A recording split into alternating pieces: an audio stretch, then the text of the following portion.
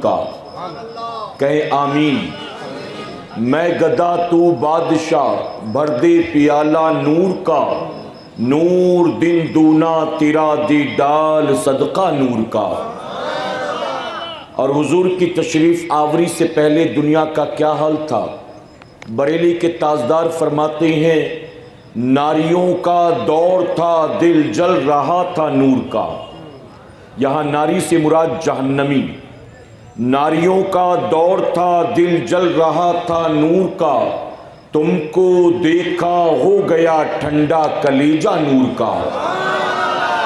और हमारे इमाम ने हमें एक अकीदा दिया, यह अकीदा अपनी नस्लों तक भी पहुंचाना, कहे इंशाअल्लाह। आज दुनिया में जितने भी मुसलमान कहलाने वाले फ़िरक़े हैं, वो सब के सब हुजूर अकरम सल्लल्लाहु अलैहि वसल्लम को बशर मानते हैं, लेकिन नूर मानने के लिए कोई भी तैयार नहीं है।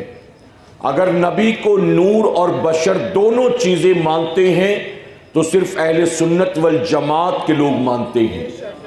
हम नबी के बशर होने का इनकार नहीं करते, हम नबी को बशर भी मानते हैं और नबी को नूर भी मानते हैं।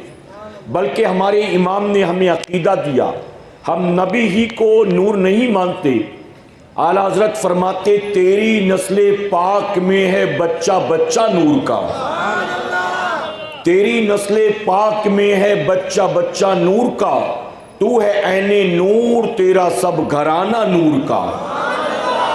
मेरे प्यारे आका अलैहिस्सलातु तस्लीम के प्यारे दीवानों, काबिल मुबारकबाद है वो हजरात जिन्होंने आज की शब अपने आका सल्लल्लाहु अलैहि वसल्लम के मिलाद पाक की इस बाबरकत महफिल को सजाया है।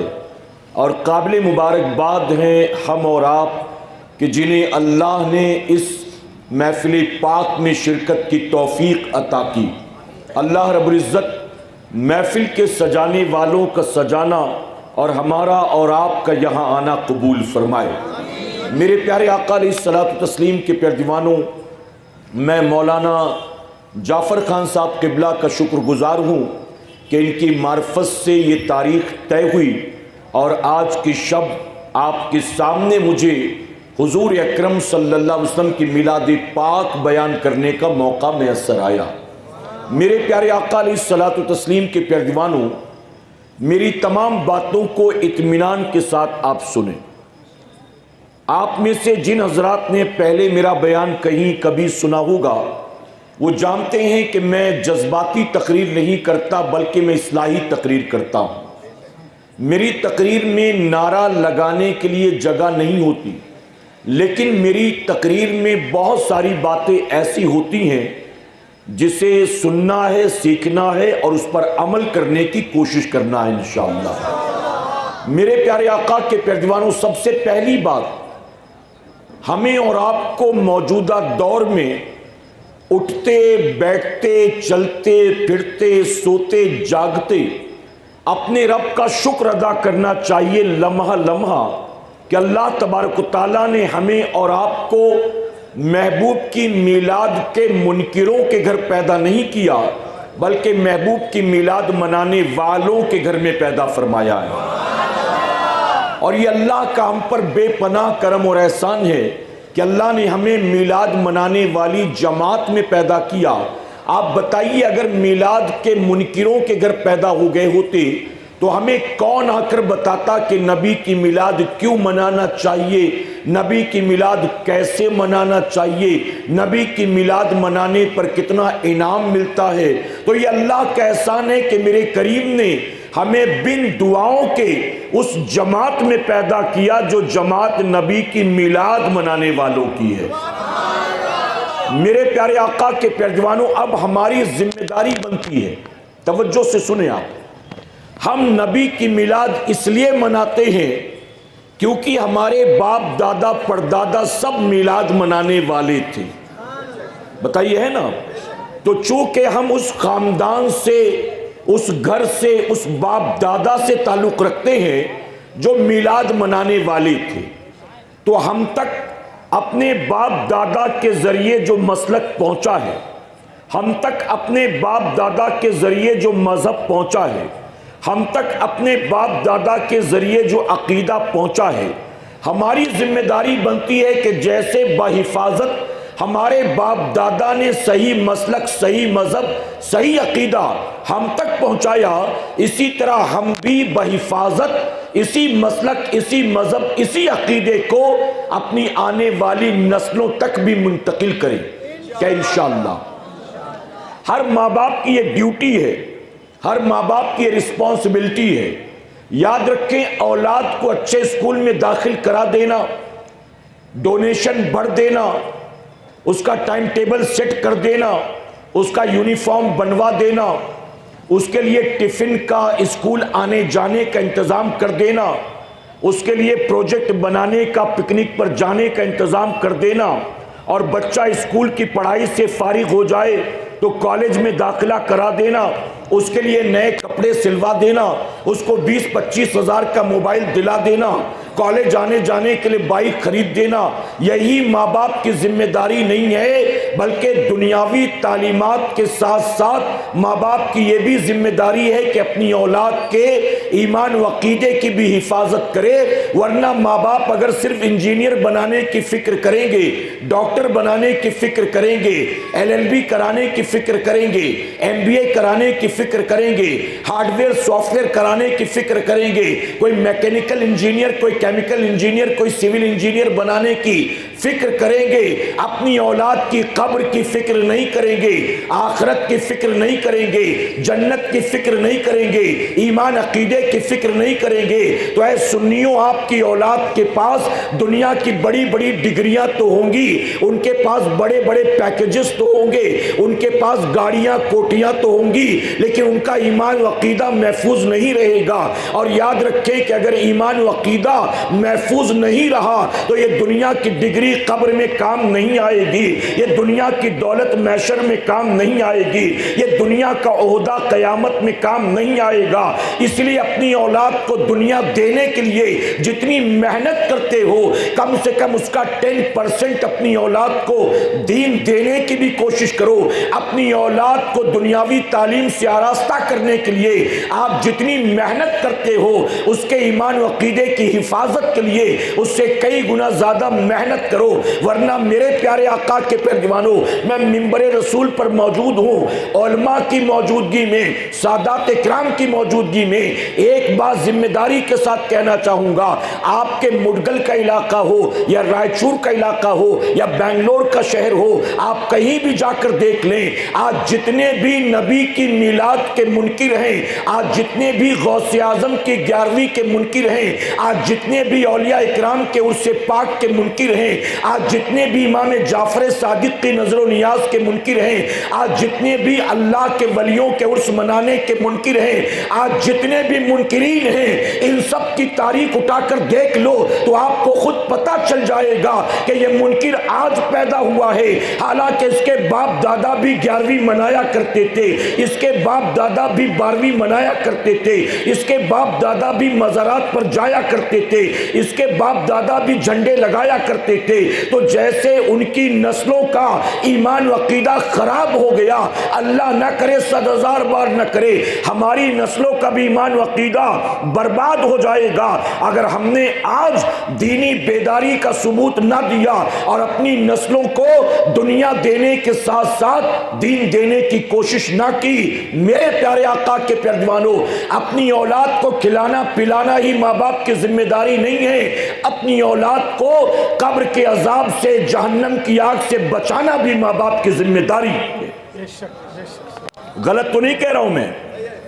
मेरे प्यारे आका के पैरवानों, अगर किसी माँ से, किसी बाप से पूछा जाए कि अल्लाह और उसके रसूल ने तुम पर तुम्हारी औलाद का क्या हक रखा है, तो यही 2, 4, 5, 10 चीजें जो करते हैं वही गिना देंगे।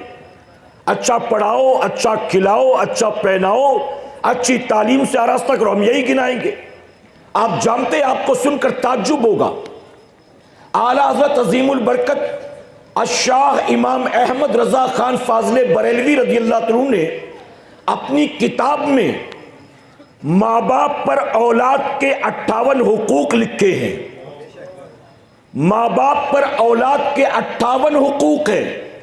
58। अब आप सोचिए 58 में हमसे पूछा जाए तो हमें 8 भी नहीं मालूम होगा। जिनके घर खुद 2 4 5 बच्चे हो उन्हें भी पता नहीं कि अल्लाह रसूल ने उन पर उनकी औलाद का हक रखा क्या है। मेरे प्यारे आका के प्यारेवानों, हमारे पास और जो उलमा हैं, अइम्मा हैं, सादात इकराम हैं, इनके पास, मौलाना जाफर खान साहब के पास माँ बाप आते रहते हैं मुख्तलिफ मौक़ों पर दुआ के लिए। कोई आकर कहता है हजरत दुआ करें मेरी बेटी नीट की तैयारी कर रही है। कोई कहता है हजरत दुआ करें मेरे बेटे का इंजीनियरिंग का फाइनल ईयर चल रहा है। कोई कहता है दुआ करें मेरा बेटा सॉफ्टवेयर कर रहा है। कोई कहता है दुआ करें मेरे बेटे का टाटा में या रिलायंस में इंटरव्यू होने वाला है। कोई कहता है मेरी बेटी का 10th का एग्जाम है, परसेंटेज अच्छे आ जाएं। कोई कहता है मेरा बेटा MBA की तैयारी कर रहा है। कोई कहता है फला कंपनी में मेरा बेटा जो है इंटरव्यू देने वाला है, दुआ करें। हमसे लोग आकर अपनी औलाद के लिए दुआएं कराते हैं। कोई कहता है 10th में पास हो जाए, कोई कहता है 12th में पास हो जाए, कोई कहता है नीट में अच्छे परसेंटेज से पास हो जाए, कोई कहता है इंजीनियरिंग में अच्छे परसेंटेज से पास हो जाए। मेरे प्यारे आका के प्यारेवानों, दुनिया के इम्तिहानात में कामयाबी के लिए माँ बाप दर दर की ठोकरें खाते हैं, मन्नतें मांगते हैं और न जाने कितनी मज़ारात पर हाजिरी देते हैं, न जाने कितने दाढ़ी टोपी वालों के पास जाकर दुआओं की दरख्वास्त कराते हैं। लेकिन आज तक हमारे पास कोई माँ या कोई बाप ऐसा नहीं आया जिसने ये दुआ कराई हो कि हजरत मेरा बेटा या बेटी दुनिया के हर इम्तिहान में अच्छे नंबर से पास हुआ है, अब आप दुआ कर दें कि मेरा बेटा या मेरी बेटी कब्र के इम्तिहान में भी अच्छे से पास हो जाए, कयामत के इम्तिहान में अच्छे से पास हो जाए। किसी के पास कोई आया हो तो बताएं। मेरे प्यारे आका के प्यारेवानों, जानते हैं क्यों, वजह क्या है? एक अल्लाह के वली दुनिया को ठोकर मारकर एक पहाड़ की चोटी पर जाकर अल्लाह की इबादत में लग गए। 30 साल तक गोशा नशीन होकर, दुनिया से कोई ताल्लुक नहीं, पहाड़ की चोटी पर बैठकर अल्लाह अल्लाह कर रहे हैं। जब लोगों को उनके बारे में पता चला तो लोग पहाड़ की चोटी पर पहुंचे दुआ की दरख्वास्त कराने के लिए। अब धीरे धीरे लोगों की तादाद बढ़ती रही, लोगों का तांता लग गया। सुबह हो, शाम हो, रात हो, बारिश हो, सर्दी हो, कोई परवाह नहीं, लोग आते जा रहे दुआ के लिए। एक दिन वो अल्लाह वाले बैठे ज़ारो कतार रो रहे थे। उनके मुरीदों शागिर्दों ने पूछा कि हुजूर, आपके पास रोते हुए लोग आते हैं, खुश होकर जाते हैं, गमज़दा आते हैं, मुस्कुराते हुए जाते हैं, आज आप खुद रो रहे हैं, आखिर आपके रोने की वजह क्या? तो जानते बुजुर्ग क्या फरमाते हैं? बुजुर्ग फरमाते मैं इसलिए रो रहा हूं, 30 साल हो गए मैं इस पहाड़ की चोटी पर आकर बैठा अल्लाह की इबादत के लिए, दुनिया को ठोकर मारकर यहां बैठा अल्लाह की इबादत के लिए। 30 साल हो गए हैं, दुनिया से मुंह फेर कर मैं पहाड़ की चोटी पर आया हूं ताकि अल्लाह राजी हो जाए। और आज मेरे रोने की वजह यह है कि जिस दुनिया को मैं ठोकर मार कर आया हूं, मेरे पास लोग उसी दुनिया के लिए दुआ करवाने आते हैं।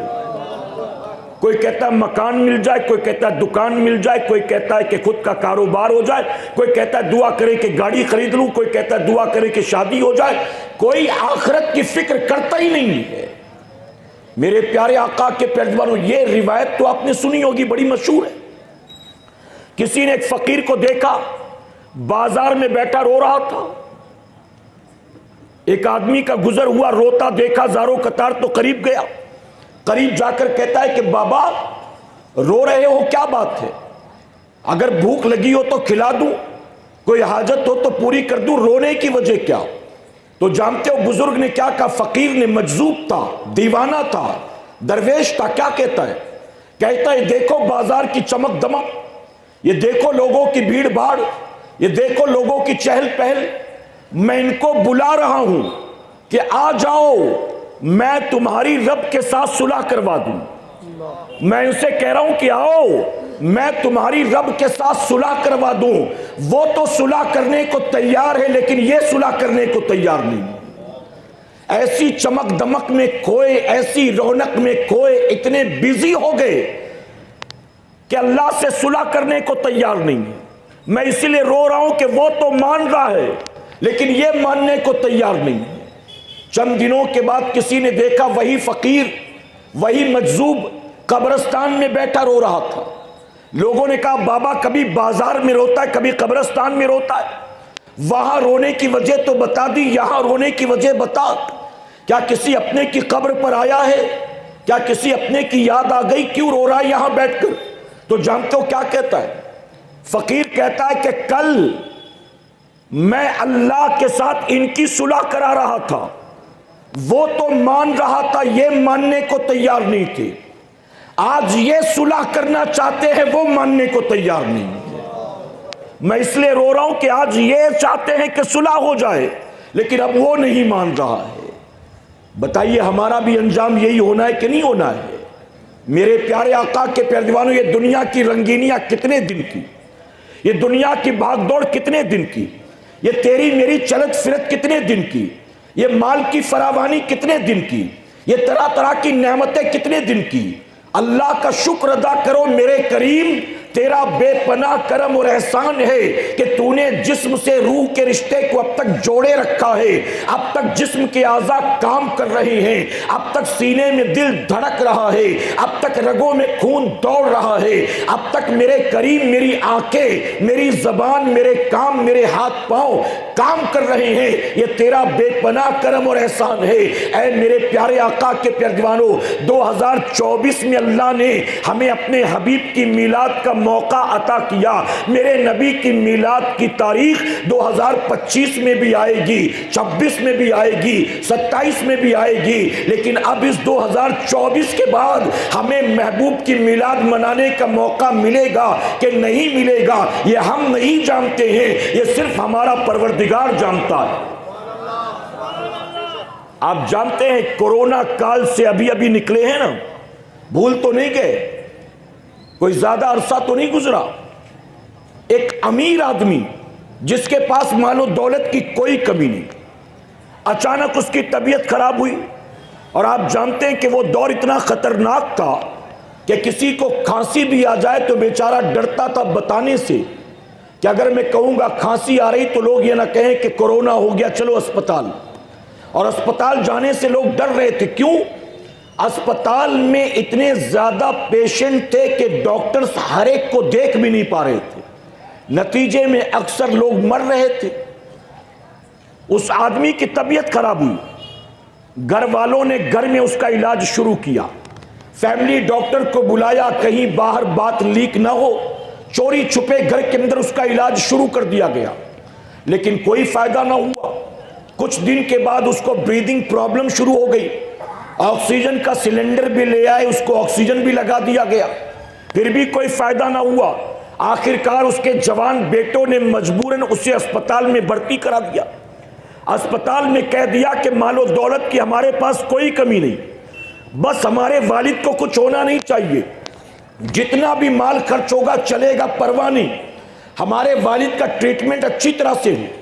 ले जाकर आईसीयू में एडमिट कर दिया गया, ऑक्सीजन लगा दिया गया, हफ्ते 10 दिन के बाद वेंटिलेटर पर डाल दिया गया, वेंटिलेटर पर हार्ट बीट को चलाया गया, 10-15 दिन वेंटिलेटर पर रहे, उसके बाद फिर से निकालकर आईसीयू में रख दिया गया।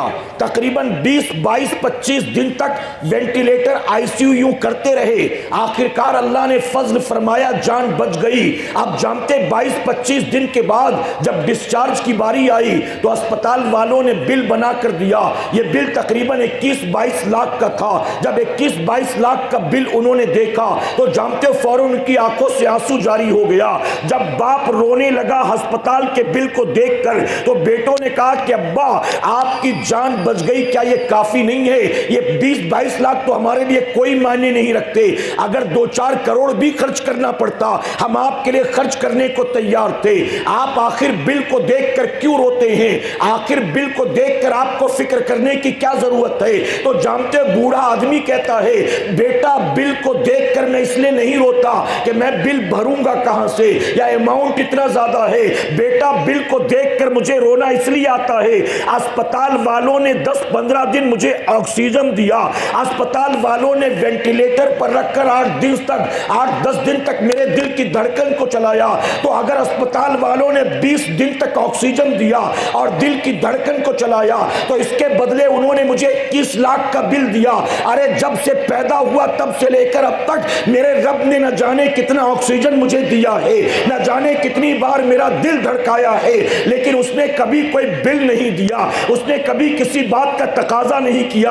अस्पताल वाले अगर 20 दिन तक ऑक्सीजन दे दें और वेंटिलेटर पर रख दे तो 22 लाख रुपए का बिल देते हैं। और मेरे करीम ने कितना फजलो करम फरमाया है, हजारहा नेमतें देने के बावजूद अल्लाह ने किसी चीज का तकाजा नहीं किया, फिर भी हम अल्लाह की नाफरमानी करते हैं, फिर भी हम गुनाह पर गुनाह करते हैं। मेरे प्यारे आका अलैहिस्सलातु तस्लीम के प्यारे दीवानों, मेरी ये तमाम बातें अक्लमंदों के लिए हैं, जिसकी अक्ल पर दुनिया के पर्दे पड़े हो, जिसको चरस चिलम गांजे का शौक लग गया हो, जो रात भर पबजी खेलने का शौकीन हो, जिसको सोशल मीडिया ही में मजा आता हो, जिसको यूट्यूब ही में मजा आता हो, उसके लिए ये तमाम बातें कोई मायने नहीं रखती हैं। ये बातें उसी के दिल पर असर करती हैं जिसके दिल पर दुनिया की मोहब्बत के पर्दे नहीं होते। ये बातें उसी के दिल पर असर करती हैं मेरा करीम जिसे तौफीक अता फरमाता है। और मेरे प्यारे आका के प्यारे दीवानों, मैं भीड़ भाड़ को देखकर बहुत ज्यादा खुश नहीं होता। याद रखे, कहीं भीड़ हजारों की हो, उन हजारों के मजमे में एक भी अहले दिल ना हो, हजारों का मजमा कोई मायने नहीं रखता। और मजमा हजारों का ना हो, चंद लोग आकर बैठे हो, लेकिन वो चंद लोग साफ और शफाक दिल वाले हो, पाकीज़ा कल्ब वाले हो, तो जानते हो ऐसी महफिल में जहां मजमा हजारों का नहीं होता, एक अहले दिल आकर बैठ जाए तो उसी एक आशिक का बैठना उस इज्तिमा की कामयाबी की जमानत बन जाया करता है, इज्तिमा वालों की निजात का सबब बन जाया करता है। मेरे प्यारे आका के प्यारे दीवानों, ये तमहीद के तौर पर कुछ बातें मैंने आपके सामने रखी ताकि आपको समझ में आ जाए कि मेरी गुफ्तगू कैसी होगी। अब